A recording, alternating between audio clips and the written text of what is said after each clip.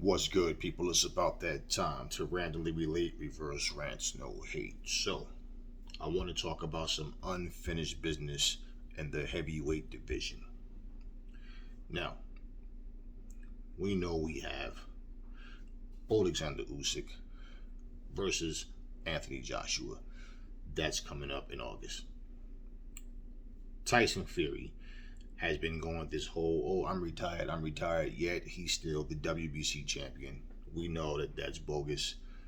He's basically staying in shape, training. You're seeing videos of the guy where he's in the gym and he's training.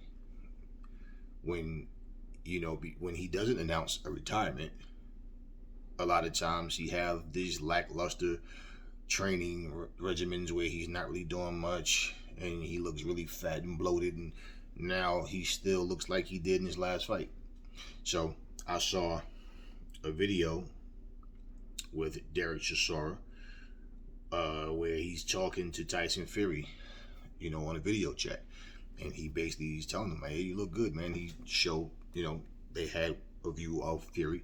Fury looks, he's always flabby, but he looks the same way, like he's in fight shape. That's so we know if you're retired, whenever you retire and you're a champion, they strip the belts and you're no longer ranked and you're no longer paying sanctioning fees. Why would you? Which leads me to Deontay Wilder, who has been inactive.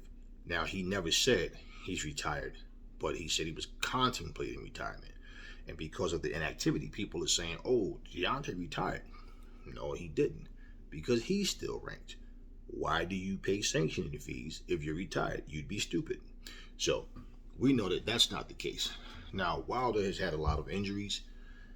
Wilder, if anything, is probably letting his body heal the best way it can.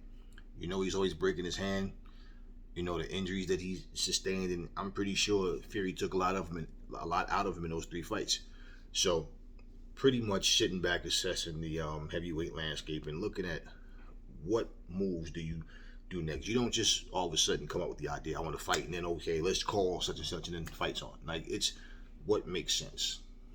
What do I know?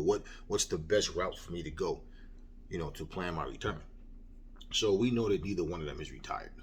Okay. Now, the way I see it, Tyson Fury is waiting to see who wins between AJ and Usyk. If AJ wins, they're going to Wembley. Sold out crowd, and it will be a massive fight. Huge payday for both guys. Now, for Deontay Wilder,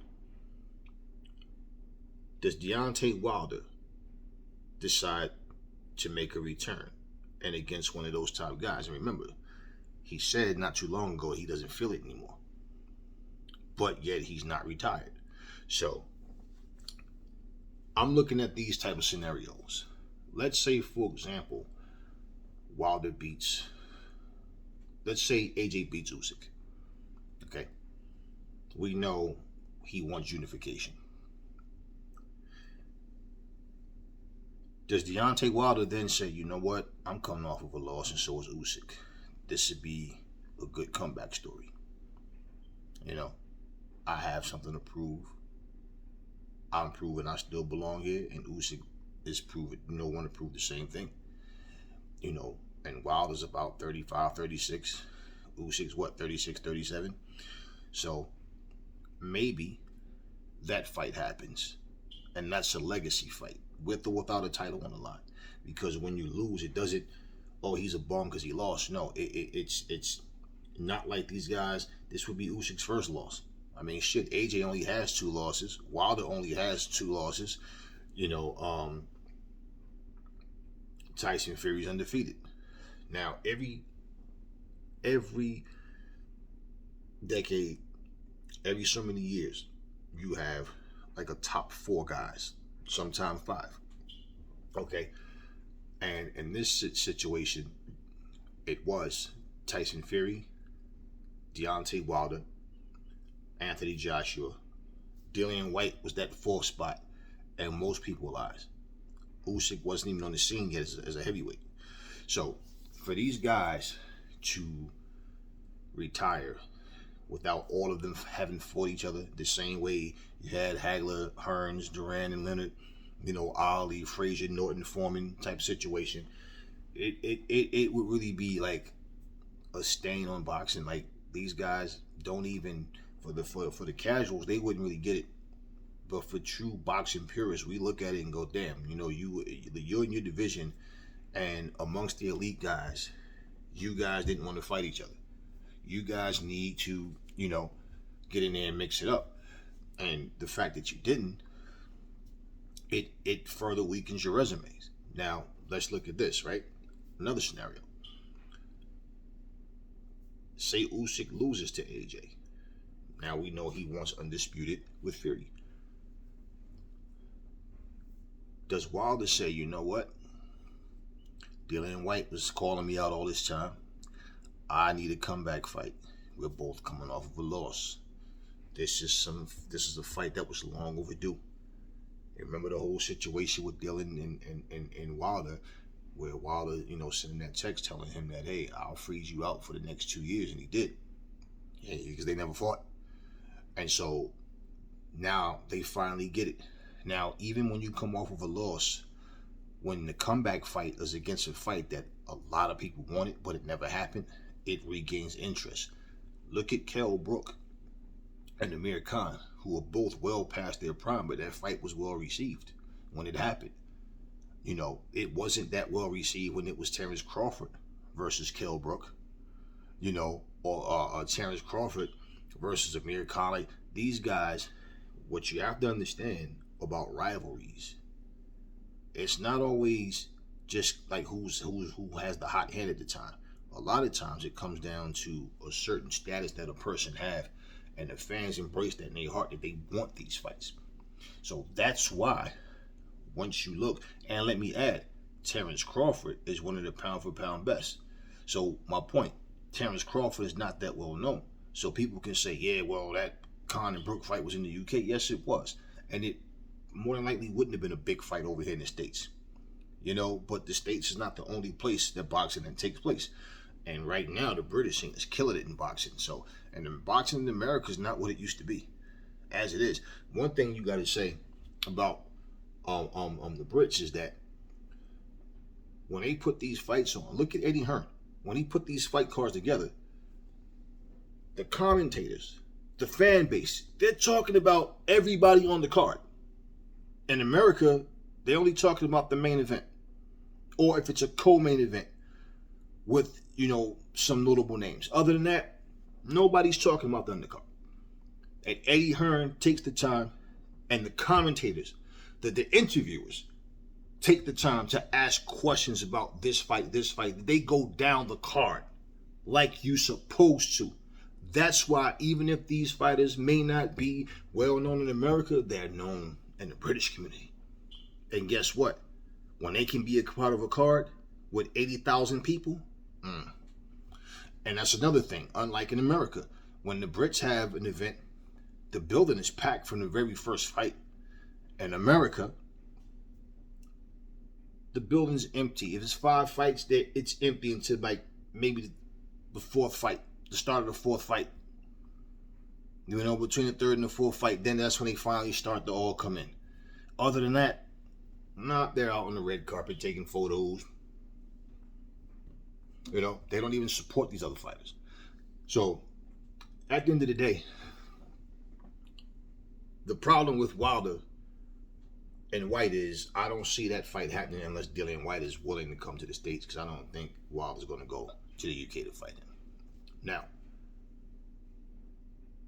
Usyk loses to AJ. Does Usyk decide, hey, you know what? I never fought Dillian Whyte. I think that'd be a good fight. I'm going to go after Dillian.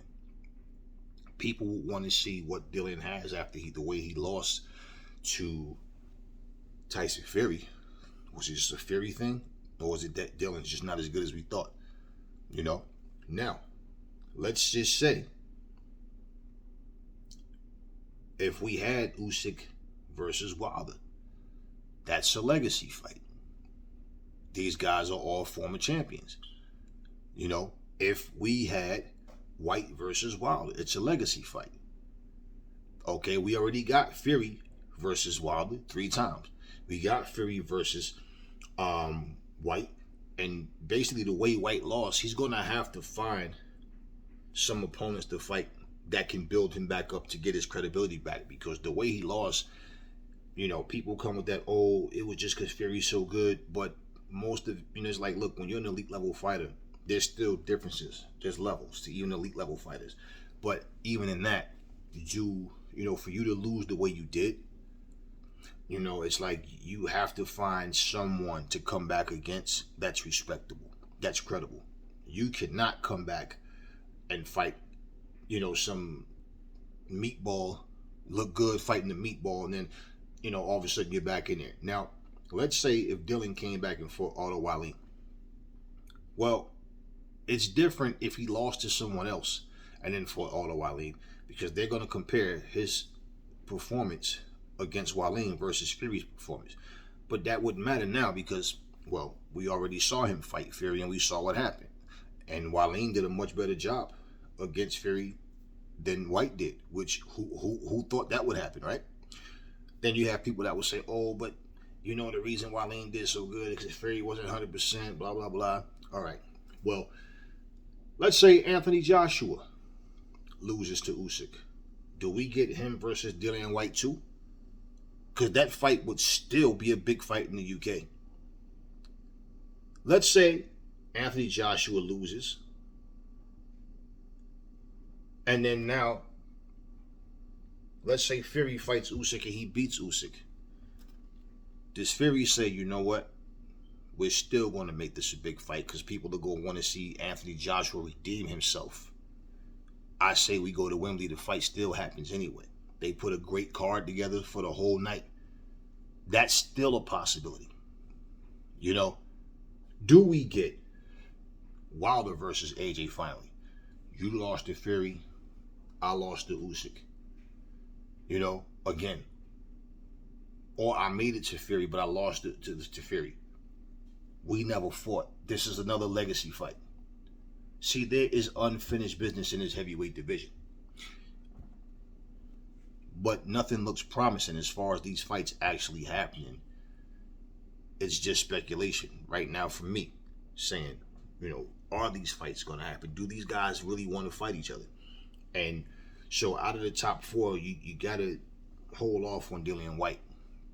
Because Dillian White, the way he lost. Now, let's look at this. And this is another interesting thing. Even though Tyson Fury is the WBC champion, and he's a huge piece to this puzzle for Undisputed because he has, you know, one of the belts that you need to become Undisputed now. Fury still has a weak resume. I mean, everybody beats Derek Chisora. He beat him, you know. He beat Vladimir Klitschko, which is still the biggest victory on his career, of his career. He beat Steve Cunningham and he beat Deontay Wilder. That's 4 credible names that you know, really. And Steve Cunningham, you know, Fury calls Usyk a blown up middleweight. Well, Cunningham was a blown up cruiserweight, and he dropped Fury in that fight as well. Okay, well, 1 punch dropped him. Now Fury got up, he won the fight, but still, again, his resume is weak. Now we know Fury can fight. And let's just say the guys he didn't fight, let's say he may beat them. But the point is, we don't know that until a fight happens. And he has the weakest resume, and he's the WBC champion. Okay? Well, Wilder has the weakest resume out of all of the 5 that I named.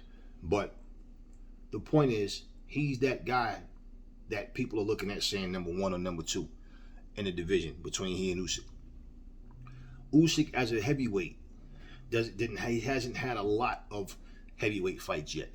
You know, all his dominance and what he did was at the cruiserweight division, but he showed he belongs here. So you still need to fight AJ, in my opinion. You need to fight Usyk, in my opinion. Fury, I'm talking about, in this situation where you do that, then Guys like Daniel Dubois on the come up, F.A. Ajaba, all these other guys, they're on the come up. So whether you retire, you can. It's like, okay, you beat everybody, all the elite guys in your division. Now, does he fight Andy Ruiz? He said he would never fight Joseph Parker. And see, there's more unfinished business if I start to throw Joseph Parker and Andy Ruiz in it. But I just wanted to deal with the main four, really. And I mentioned Dylan because, he did fight against AJ and he did fight against Tyson Fury. And he lost to both of them. And the thing with White is every time he loses, it's by knockout. So for Dillian White, it's a situation, like I said, maybe he comes back against a guy like Helenius. I'm not sure Andy Ruiz wants to fight anybody other than old men right now. I don't know what's gonna happen. I don't know if these guys really see it as a big deal.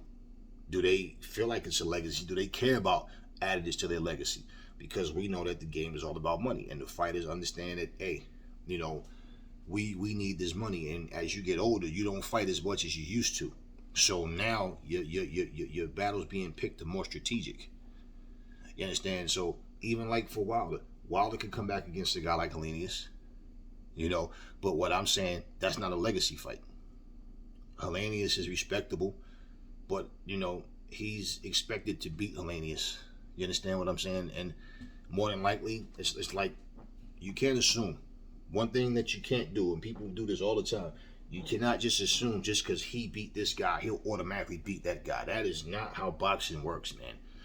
I give these analogies and these examples all the time because I got to wake you guys up. Let's not forget, you had Roberto Duran who fought Hagler at 160, gave him a run for his money.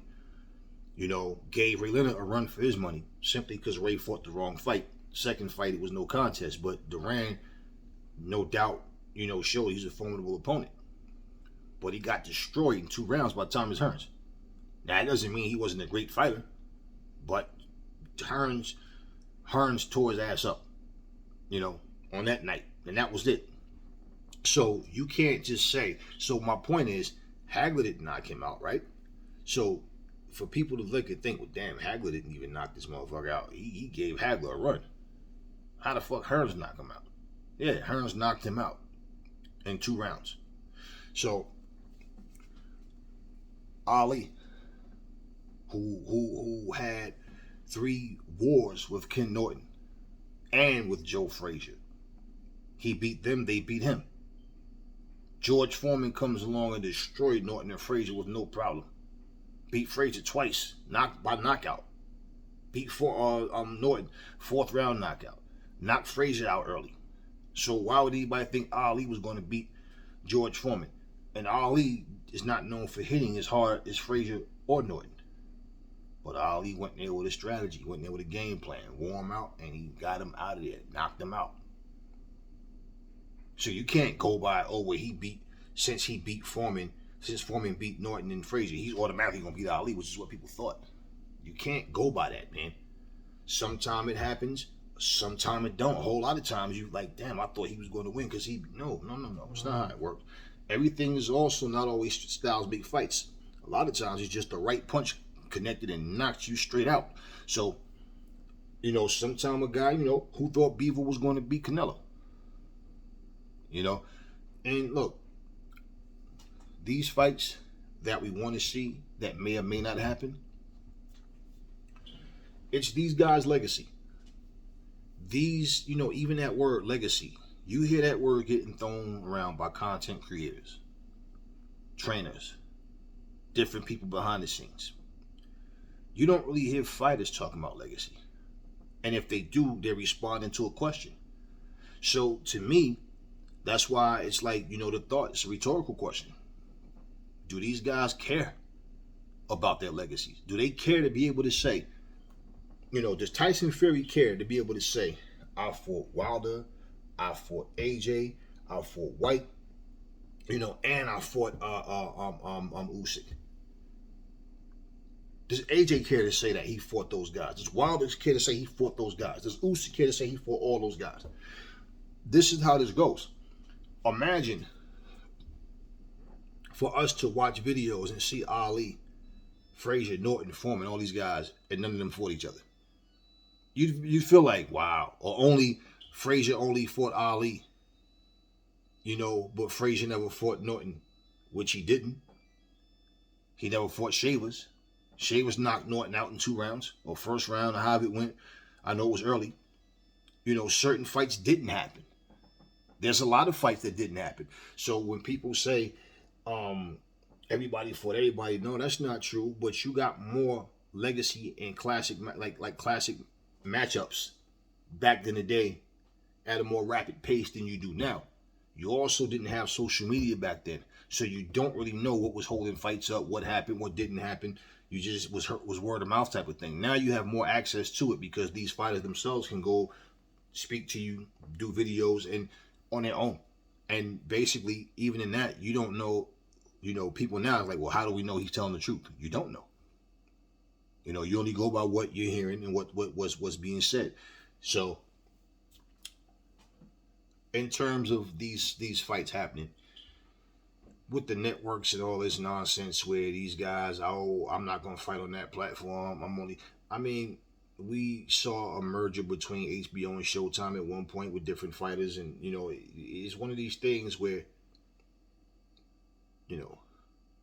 cash rules everything around me situation.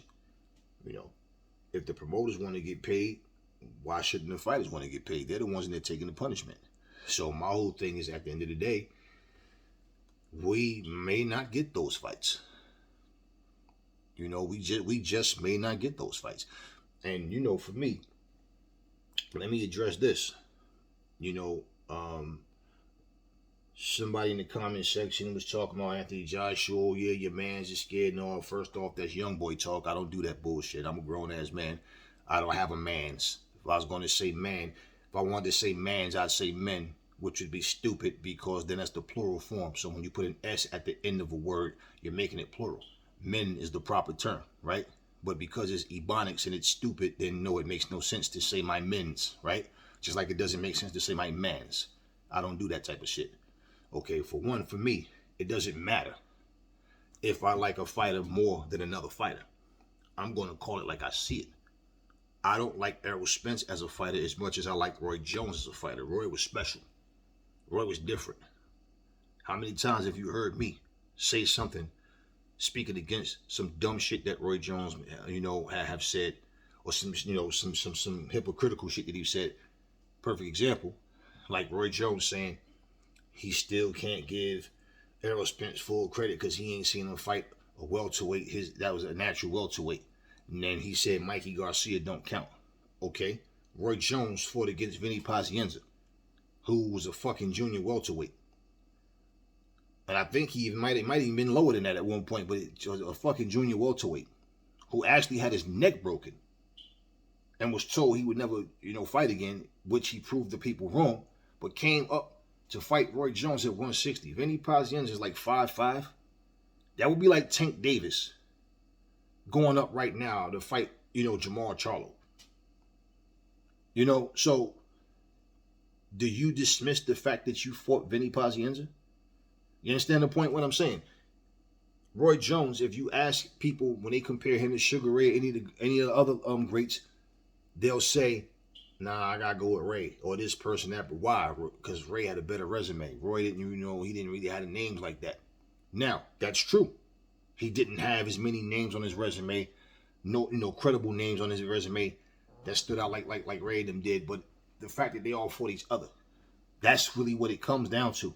Because if you go through all their resumes, these guys didn't fight like 15, 16 world champions or all, former world champions. No. You look at their resumes. They had good resumes. But it's the fact that they fought each other. If you took all of them off of each other's resume, then people will go, wait a minute.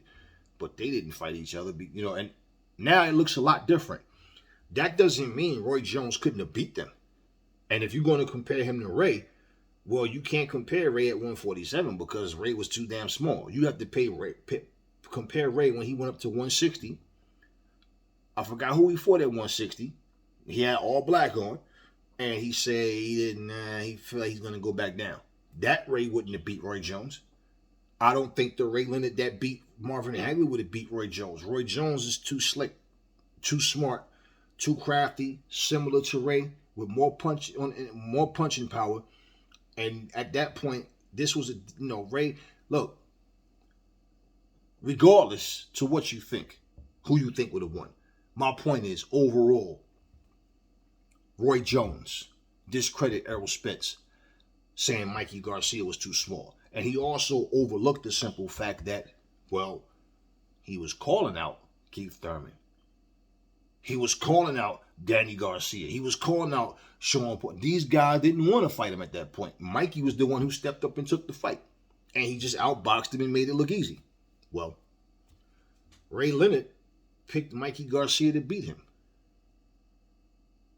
How many times have you had Roy Jones say, "Hey man, I want to fight these guys. You got to, what I'm saying, they don't want to fight, so you got to fight till you, keep fighting till you get the fight that you want. So, I've been calling these guys out. I can't make them fight me. They don't want to fight me. I got to fight. I got to keep on going, And that's what he did. But he's not giving Errol Spence that same benefit of a doubt. He's not acknowledging that when it comes to Errol Spence. So now for somebody to hear me speak against what Roy is saying, oh, he hating on Roy. Well, to hate on someone, you have to have jealousy or some type of envy. So you guys with all this young boy talk, hating, and somebody's hating, no, it got nothing to do with that. This is a situation of, as a content creator, we're speaking about what we see and hear. Aries is not a fan of anybody's. So I don't do this whole, I'm on his side because, I don't lose no sleep if these guys lose. You got your ass kicked. I didn't. What the hell am I feeling bad about? You understand what I'm saying? In football, it's the Oakland Raiders. If they get their asses kicked, I don't give a shit personally. When they go to the bank, they ain't coming to me saying, Aries, you've been rocking with us since you was a kid, man. We gonna break you, all of us gonna break you off $1 million. I ain't getting nothing from them.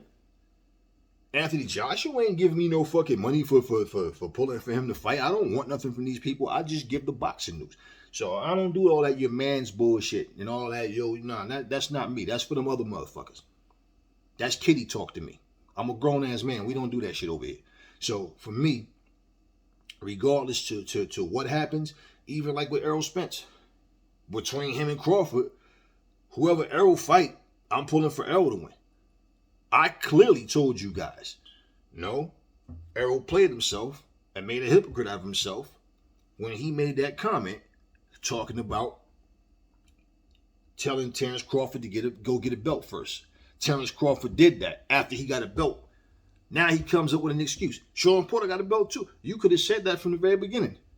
And he said, why not, out of his mouth, why not go take the easy route and fight Sean Porter? That was Errol Spencer's words. So I'm supposed to sit here and be a fanboy and go, well, everybody else is doing it. No. You ducked Terrence Crawford by saying what you said. It came out of your mouth, not mine. You said that. I repeated it. So yes, he ducked him at that point. I don't think he was ever scared of Terrence Crawford.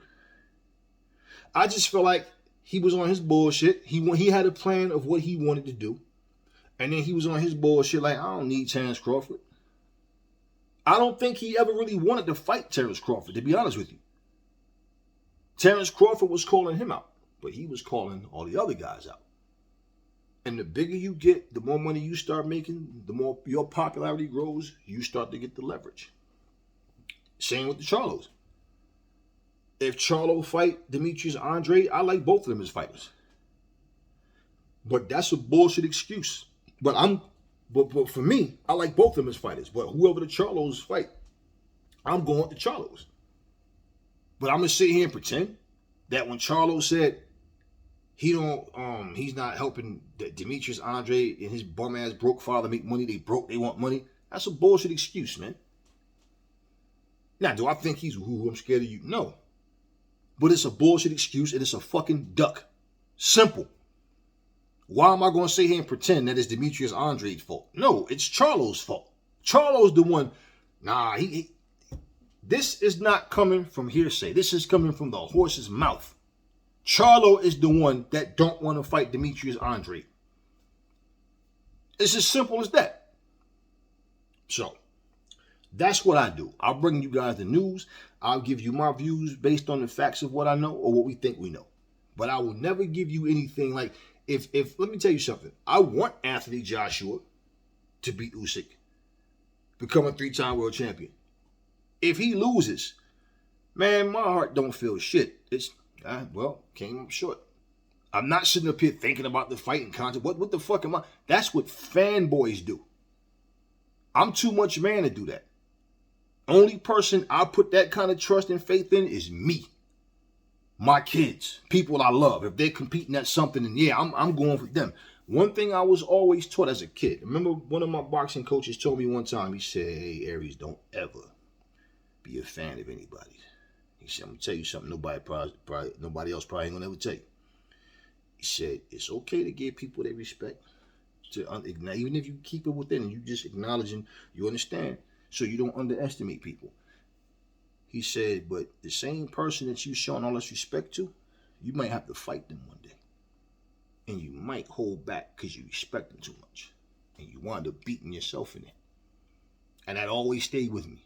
And that's in every aspect of life. There's people who get used to you kissing their ass. They like people kissing their ass all day. So when you don't, they looking at you like, who the motherfucker think he is? Everybody want an autograph. Can I take a picture with you? They all... No, I've seen celebrities. I've been around. Look, they're just people to me. So I don't get starstruck. I don't want to take a picture with Anthony Joshua. I don't want to meet him so I can shake his hand. Oh, champ. Oh, that's not me. And that's why I said you will never see Aries running around with a camera, chasing people up and down airports and after fights trying to get an interview. To those who do it, salute to y'all. That's y'all thing. It's not me. Y'all have seen these fighters half-ass answering questions, turning their back to them, taking pictures, acting like they're aggravated with the reporter, right? And they're still, but Errol, what about this? Adrian, do you think that? And these motherfuckers are ignoring them. And what'd you say? Man, I don't know. Listen and reporting and all that bullshit. That's not Aries. That's not Aries. And if I was interviewing someone, I wouldn't be the guy sitting there saying, oh, you're just amazing. You're great. Me and my dad used to get up. I mean, if you were fighting, I don't care what was going on. My girlfriend, whoever. Hey, look, Tyson's in the ring. Shut up. It's all about... No. So if I say, man, fuck Mike Tyson, I mean what I'm saying. If I said, man, fuck Roy Jones, I mean that. And I would say that shit to anybody's fucking face. You can fight, I can fight too. I ain't scared of no fucking body. We can go. Simple. And I've always will be like that. So I'm old and fucking gray and can't defend myself no more. Understand what I'm saying? I will always be like that. I'm not saying that shit out of hatred or out of any malice. I don't know fucking Mike Tyson personally. I don't know Roy Jones personally. But I'm saying if I say fuck you, I mean fuck you. What you gonna do about it? Motherfucker, I'm Aries. I ain't scared of shit. So I don't say these things because I'm mad at somebody. What I'm saying is all this... no. I don't do that bullshit. So I don't play that fucking your man's bullshit. That's your man. No, that's your fucking man's. I don't have a man.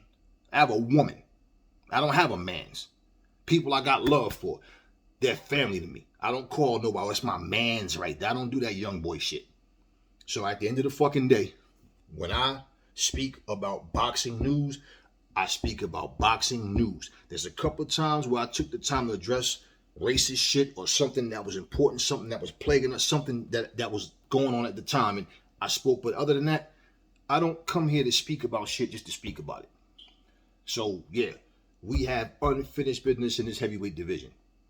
And unless these fighters really care about their legacies, because there's never going to be a time where they just feel like every fucking fight we have to, it's a time where, okay, now I made enough money, I'll just take less money for... No, that's not what happens. They're looking at an exit strategy. That would be backwards. So my point is the older these guys get, right? The fights may happen, but if these fights happen when they're no longer in their primes, they're washed up, then what does it matter then? Like, imagine if the last fight Bernard Hopkins and Roy Jones had was the first fight time they ever fought, when they were both older. And, Bernard was able to maintain an elite status longer than Roy was. At that point, Roy fell off, and Bernard is like 4 or 5 years older than Roy. So when Roy fought him, Roy was like 41, Bernard was like 45 or 46 or something like that. So, basically, it's the type of situation where these fights need to happen now. And that's why I'm saying, win, lose, or draw, what fighter is going to get up and say, nah, you know what? He did lose, but he's still an elite guy. And these fights that I'm saying, there's people that many people still want to see these fights. And if not, what do we have left in the heavyweight division? What do we have left? Do you have belief in Andy Ruiz that he's going to turn around and all of a sudden he want to put himself back in the mix? He's not hungry or dedicated enough. Last thing we heard from him before his last fight was, you're going to see the best Andy Ruiz. I'm in the best shape of my life. This is the best camp I ever had. Blah, blah, blah. And he went there against Chris Arreola and looked terrible. And although he won the fight, he fought a guy who wasn't even active for years. Now he comes in there against Luis Ortiz, who the last time we saw him got dropped by a jab by Charles Martin. Yes, he won the fight. But what does this mean? That fight with Arreola meant nothing. This fight with Luis Ortiz, it means nothing. Only people who are blinded by reality, and they're easy to fool with these Jedi mind tricks about how Luis Ortiz is some boogeyman, all this bullshit. Any purist knows Andy Ruiz is struggling in training. He's not dedicated, and he's taking these easier fights to test the waters to see what he needs to do to make some extra money and all that type of shit, or whatever it may be. But these are not opponents that you want to see him fight. Now,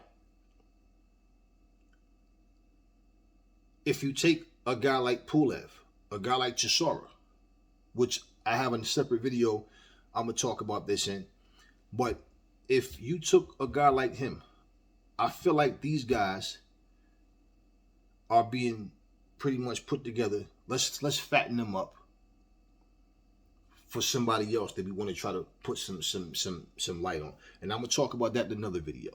Okay, and I have another video about Chisora and Pulev, which should be uploaded, fully soon.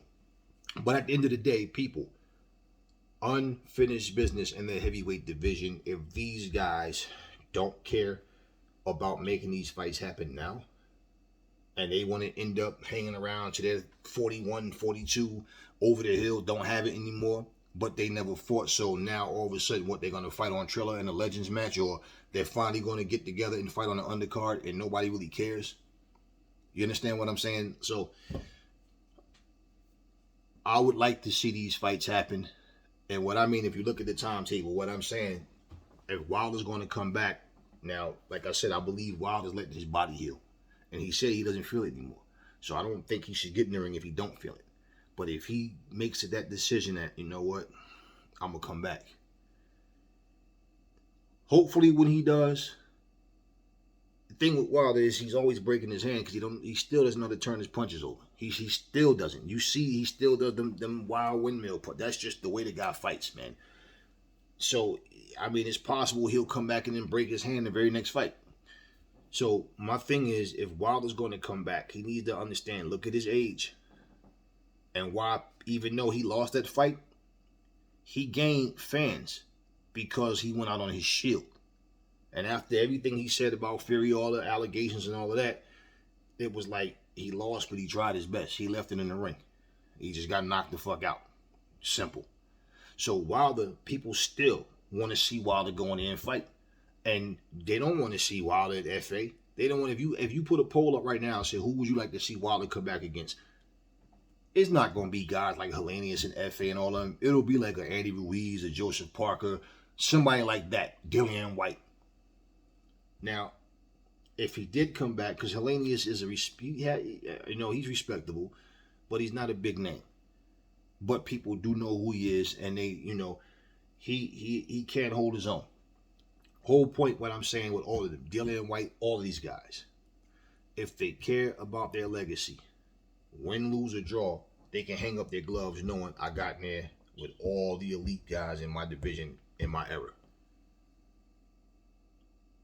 I'm not hanging my gloves up being able to say I never fought Wilder. I never fought, Usyk. Look at the next, I never fought White. I never fought AJ. So you look at the next crop of heavyweights that's coming up. Guys like, Jared Anderson and Frank Sanchez. I'm looking at those two guys in the heavyweights right now. You got FA still out there.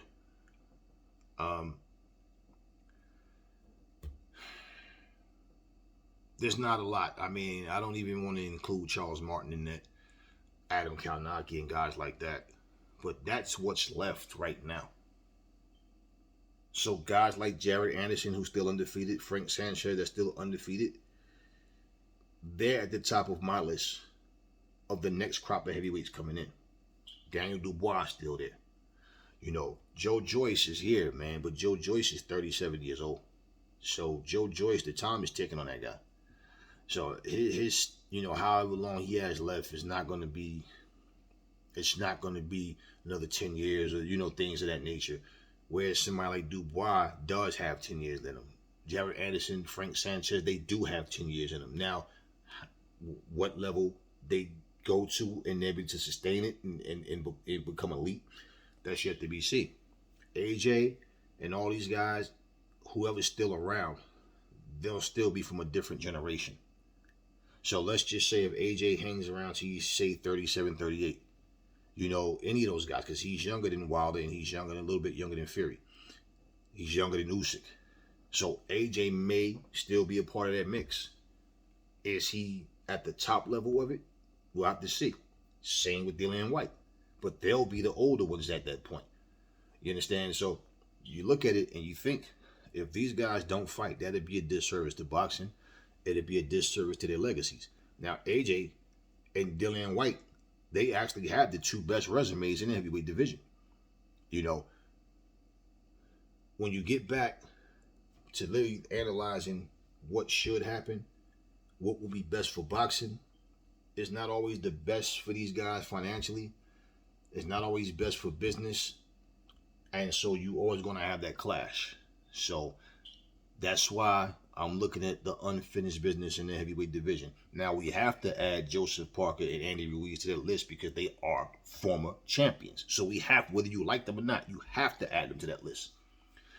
The only difference with, Parker and Andy Ruiz is they haven't been fighting nobody, man. And a guy like Derek Chisora, I'm going to save him, like I said, for the next two videos. But at the end of the day, we're not going to play this game, man, of a fucking guy losing match fight after fight. And we keep, with this bullshit, with all this, I'll get to that. But anyway, tell me what y'all think in the comment section. Do y'all think before these guys' careers are over, before they become irrelevant, that these fights will happen? And actually let me know who y'all like to see, like in a very near future. And if we, and I don't know why boxing won't do this. They need to take a page from the UFC. And I know it's easier for UFC because they don't have all these sanctioning bodies and all that. But if you could put a heavyweight fight card, all right, pay attention, y'all. If you could put a heavyweight fight card together all in one night, 5 fights, okay? Who would you match up? Who would you want to see fight? And I'm asking that because whether it was one night that it all happened, or if it was just next fight, fights that we want to see happen. But what fights would y'all put together? This is a fight card put together to have a sellout crowd, nothing but elite fighters, and matchups that are intriguing that people want to see. Let me know in the comment section. Never fall in love with lies.